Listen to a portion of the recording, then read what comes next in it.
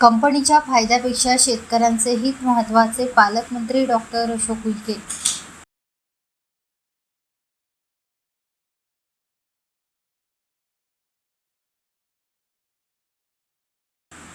चंद्रपूर हा औद्योगिक जिल्हा आहे. विविध कंपन्या येथे येऊन व्यवसाय करतात. मात्र ज्या शेतकऱ्यांच्या जमिनी प्रकल्पासाठी घेतात त्यांनाच वाऱ्यावर सोडत असल्याचे निदर्शनास आले आहे.